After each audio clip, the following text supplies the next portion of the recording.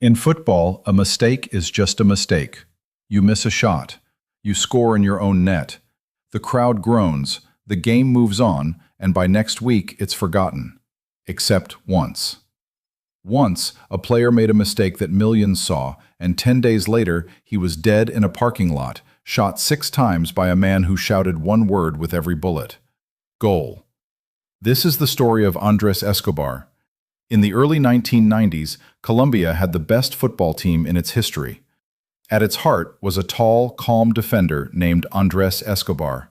He was so composed, so respected, so clean in the way he played, that they called him El Caballero, the gentleman of football. In 1993, Colombia did something almost unthinkable. They traveled to Buenos Aires and beat Argentina 5-0. 5-0. In Argentina. The world took notice. Pelé himself tipped Colombia to win the 1994 World Cup. For a country used to bad news, this team was pure hope. But Colombian football in that era had a shadow hanging over it. The sport was soaked in money from the drug cartels.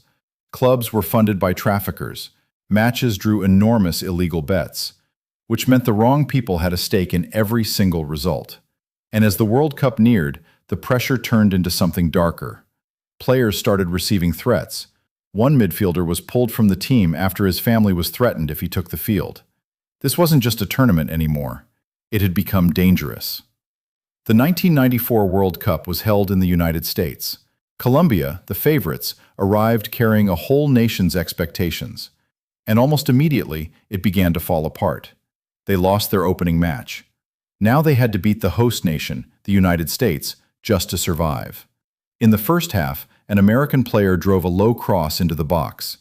Escobar slid to cut it out, a routine play he had made 1,000 times. The ball clipped his outstretched leg, changed direction, and rolled past his own goalkeeper. An own goal. On the biggest stage in the world, the United States won 2-1. Colombia were knocked out of the tournament. The dream was over. Escobar was devastated. But he didn't hide. He flew home, and he wrote a column in a Colombian newspaper. He asked his country to stay positive, to keep their heads up, to move forward together. He ended that column with 5 simple words. Life doesn't end here. Days later, on the night of July 2, 1994, Escobar went out with friends in Medellin. In a parking lot, he was approached by several men. An argument broke out about the own goal. One of them pulled a gun and shot him 6 times. Witnesses said that with each shot, the man yelled, "Goal." Andrés Escobar died that night. He was 27 years old. His killer was a driver working for men tied to the cartels, men who, by some accounts, had lost fortunes betting on Colombia. He was sentenced to decades in prison and walked free after just 11 years.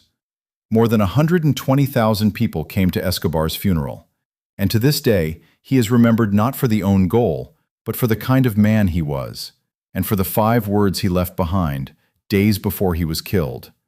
Life doesn't end here. He believed that. And the cruelest part of his story is that he never got the chance to be right.